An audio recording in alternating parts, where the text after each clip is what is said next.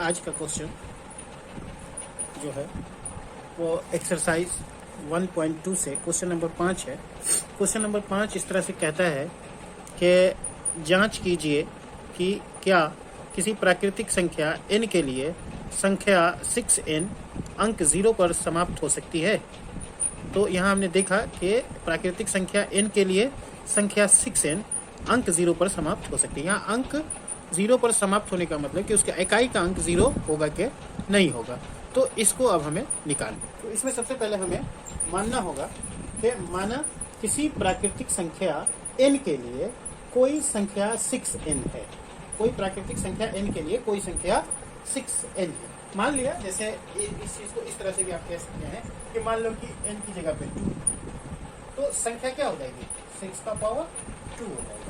तो यहाँ पे यही चीज है कि कोई प्राकृतिक संख्या 2 है, तो इस 2 के लिए कोई संख्या 6 2 हो गया, मतलब 6 2 का मतलब क्या हो गया 6 इंटू 6। तो ये एक प्राकृतिक संख्या हो गई, मतलब 36। तो यहाँ पे 2 है तब तो 36 आया। यहाँ n, तो प्राकृतिक संख्या n है और उसकी संख्या क्या है 6n बनी।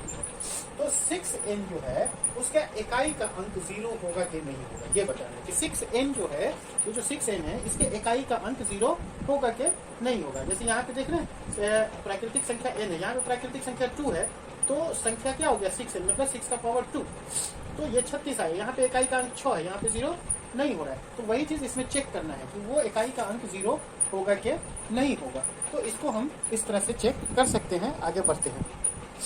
अब यहाँ पे लिखेंगे कि 6n के इकाई का अंक 0 तब होगा जब उसका कोई अभाज्य गुणनखंड 5 होगा। जब उसका कोई अभाज्य गुणनखंड 5 होगा। कैसे? अब जैसे देखो 0 किसी भी संख्या का, जैसे ये 10, तो 10 का इकाई का अंक 0 है। तो 10 का इकाई का अंक 0 है, तो यकीनन 10 क्या होता है, 10 5 से क्या होता है डिवाइड होता है, मतलब 2 इंटू 5, मतलब इसका एक गुणनखंड 5 बन रहा है कि नहीं बन रहा है। अगर ये 0 है तो इसका एक गुणनखंड 5 बन रहा है। उसी तरह से अगर कोई भी संख्या ये 0 है, 20 है, तो 20 का इकाई का अंक 0 है, तो इसका भी देखो अभाज्य गुणनखंड, एक अभाज्य गुणनखंड 5 तो आएगा ही, मतलब 2 इंटू 5, 5 गुना 10 गुना 20, मतलब गुणनखंड जो भी संख्या है, जैसे 100 है मान लो, तो 100 का लास्ट में क्या है इकाई का अंक 0 है, अंत इसका 0 है। तो 100 भी किससे कट रहा है, 5 से कट रहा है कि नहीं कट रहा है 20 बार में। तो जो भी संख्या अगर उसका अंक 0 पे हो रहा है तो वो 5 से जरूर कटेगा। तो उसी को लेकर के हम यहाँ पे लिखेंगे। क्या लिखेंगे वो देखते हैं। तो ये चीज हम लिख सकते हैं कि हम जानते हैं कि किसी संख्या के इकाई का अंक 0 होता है तो उसका एक अभाज्य गुणनखंड 5 होता है। जैसे हमने देखा कि 10 के इकाई का अंक 0 है तो उसका एक गुणनखंड 5 है। 20 के इकाई का अंक 0 है तो उसका एक गुणनखंड 5 है। 100 का इकाई का अंक 0 है तो उसका अभाज्य गुणनखंड 5 है। तो जिसके भी लास्ट में 0 होता है वो 5 से जरूर कटता है, मतलब उसका गुणनखंड 5 होता है। तो उसी चीज को हमने लिखा है कि किसी संख्या के इकाई का अंक 0 होता है तो उसका एक अभाज्य गुणनखंड 5 होता है।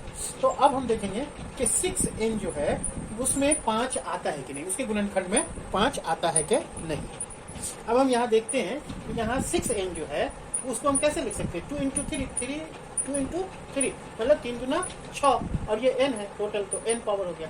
मतलब इस 6n का जो अभाज्य गुणनखंड है वो 2 और 3 आता है, यहाँ 5 नहीं आता है। अगर 5 नहीं आता है तो इसके अंत में 0 नहीं होगा। तो इस तरह से हम पाएंगे इसके अंत में 0 नहीं होगा।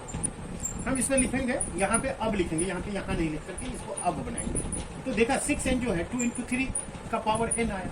तो जब ये 2 इंटू 3 का पावर n आया तो हमने क्या देखा, यहाँ देखा कि 6n का अभाज्य गुणनखंड जो है, 6n का अभाज्य गुणनखंड 2 और 3 है, जबकि 5 इसका गुणनखंड नहीं है। जब 5 गुणनखंड नहीं है मतलब इसके अंत में 0 नहीं है, तो लिख देंगे अतः इसके अंत में 0 नहीं है।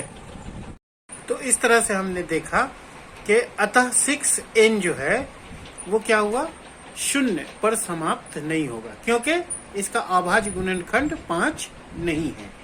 तो इस तरह से हम देखते हैं कि ये क्वेश्चन भी समाप्त होता है। क्योंकि इसका 6n का जो है ना अभाज्य गुणनखंड 5 नहीं है, तो 6n का अभाज्य गुणनखंड 5 नहीं है तो ये शून्य पर समाप्त नहीं होगा, क्योंकि जिसका भी अभाज्य गुणनखंड 5 होगा वही शून्य पे समाप्त होता है। तो इसे सब्सक्राइब करें, लाइक करें।